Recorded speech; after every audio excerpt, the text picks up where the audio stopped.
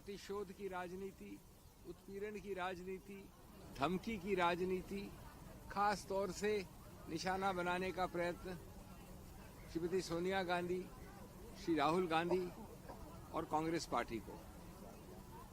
हम सब जानते हैं कि अर्थव्यवस्था के मुद्दे, बेरोजगारी के मुद्दे, विघटन के मुद्दे, विदेश नीति के मुद्दे, अमेरिका से लेके चीन से लेके बांग्लादेश के मुद्दे इत्यादि इत्यादि, अगर आपको यहाँ से नज़र हटानी है, डाइवर्ट करनी है, तो ये इस प्रकार के उत्पीड़न, प्रतिशोध के मुद्दे आपको उठाने पड़ते रहेंगे।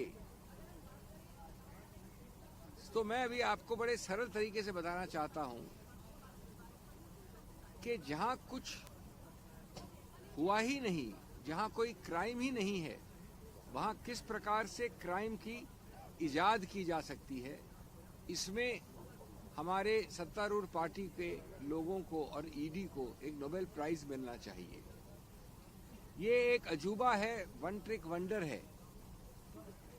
ये एक ही उदाहरण है जहां बिना एक पैसे के स्थानांतरण हुए, बिना एक मूवेबल या मूल संपत्ति इमूवेबल के स्थानांतरण हुए, जहां 1 मिलीमीटर तक किसी ने कोई फायदा नहीं उठाया, वहां एक मनी लॉन्ड्रिंग का ऑफेंस बनाया जा रहा है नेशनल हेरल्ड के विषय में।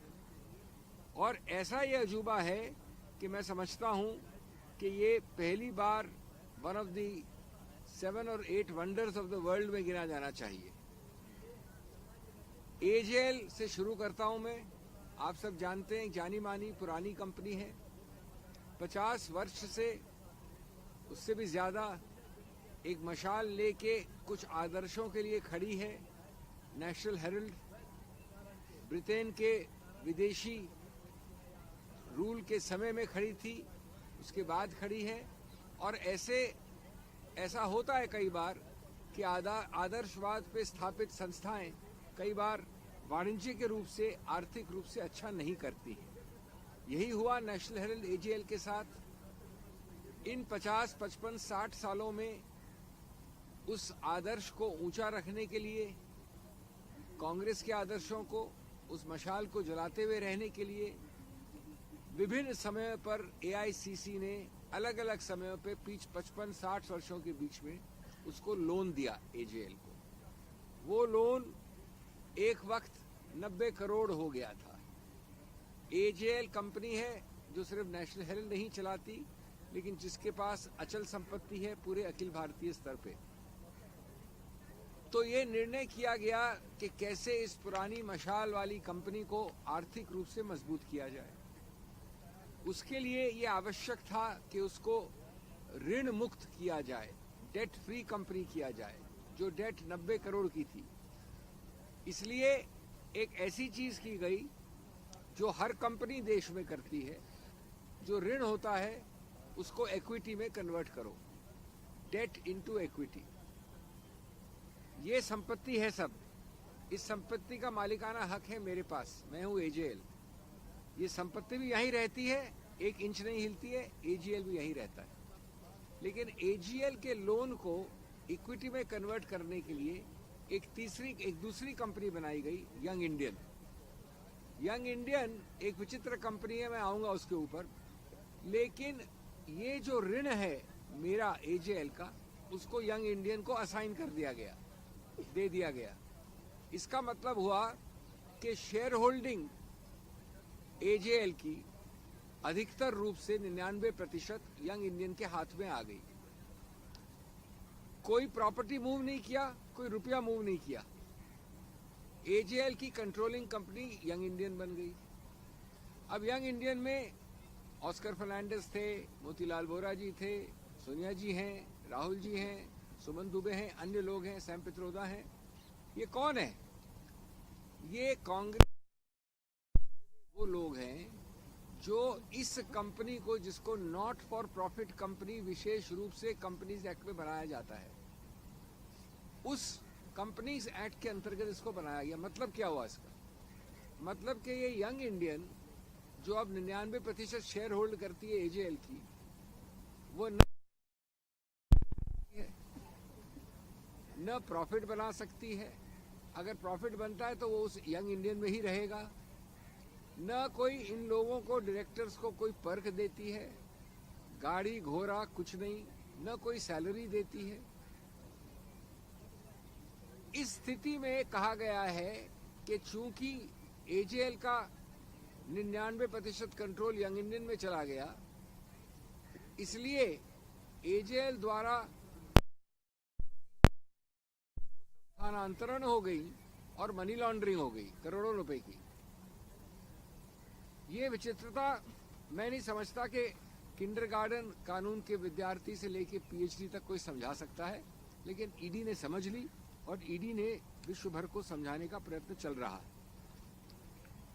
एक और बात मैं बताना चाहूंगा आपको।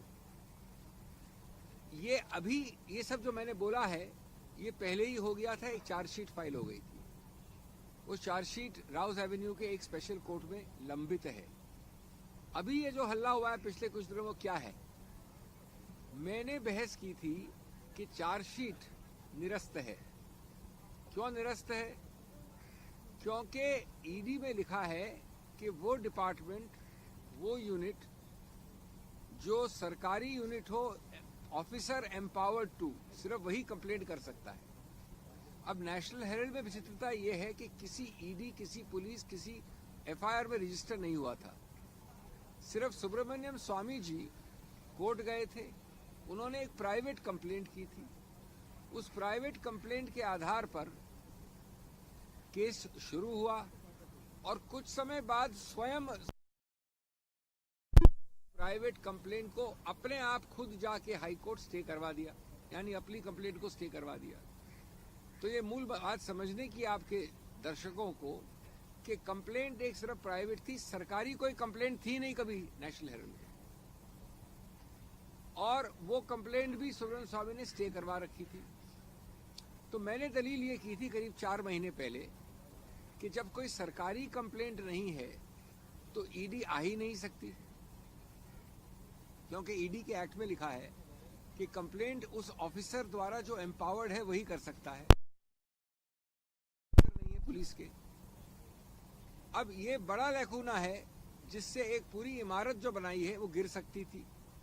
वो निर्णय अभी तक रिजर्व्ड है।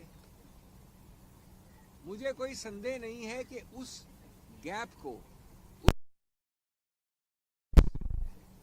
कोई प्रेडिकेट ऑफेंस और कोई एफआईआर न होने को ठीक करने के लिए ये अभी नवंबर-दिसंबर में नई एफआईआर दर्ज की गई और इसके आधार पर एक और एसीआर की जाएगी, क्योंकि आधार इसको बनाया जाएगा। इसके पहले कोई आधार नहीं था सिवाय सुब्रमण्यम स्वामी के कंप्लेंट के जो स्टेट थी।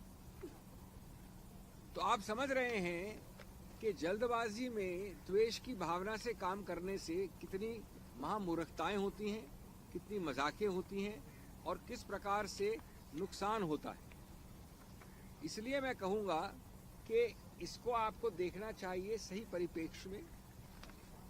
बीजेपी की राजनीति है विपक्ष को थकाओ, झूठ को सजाओ और एजेंसियों को नचाओ। बीजेपी का नया नारा है, न सबूत न तर्क, सिर्फ टारगेट। और टारगेट हम जानते हैं कौन है। दोस्तों, न पैसा, न धोखा, न कमाई। मैंने भी बताया पैसा का स्थानांतरण नहीं हुआ, किसी ने धोखा करने की कंप्लेंट नहीं की, तो न पैसा, न धोखा, न कोई कमाई। फिर भी बीजेपी ने मनी लॉन्ड्रिंग की कहानी बनाई। ये अजीबोगरीब कहानी है, क्योंकि आपका उद्देश्य है विपक्ष को डराओ, जनता को भरमाओ और एजेंसियों को दौड़ाओ। और जहां नींव नहीं वहां इमारत कैसे खड़ी होगी? कोई प्रेडिकेट ऑफेंस नहीं, कोई एफआईआर नहीं। इसलिए एक और मूर्खता का प्रयत्न किया जा रहा है ये अभी वाली एफआईआर फाइल करके। इसमें अलग अलग खामियां क्या होंगी वो आपको बाद में मालूम पड़ेंगी कोर्ट कचहरी में, लेकिन आज ये है। लेकिन मैं एक बात से खत्म करना चाहता हूं, आवाज को दबाओगे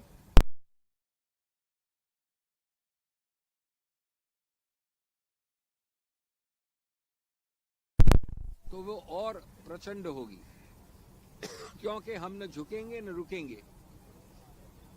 बीजेपी को जवाब कानून देगा, समय देगा और जनता देगी।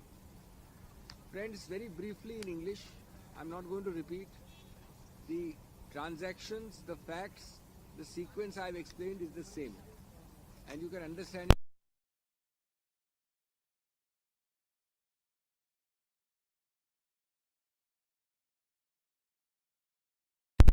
रुक जाइए, चल रहा है ना अभी।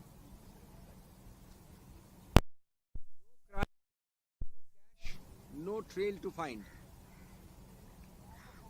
No crime, no cash, no trail to find. The BJP still conjures a case of its own twisted mind. If justice is blind, then ED is color blind. It only sees one color, the opposition color. I have demonstrated to you in Hindi, it's a case with no money movement, no movement of immovable property, no mischief, yet the EC, in its febrile imagination, sees money laundering. Today, fiction has found a uniform. If vendetta was a syllabus, the BJP would graduate with honors. From a private complaint to a public circus, the National Herald case is the BJP's recycled obsession. Not a rupee moved, not an inch of BJP lectures a crime where none exists. So friends, this is the National Herald case. And you can follow this selectivity, you the BJP, you the ED,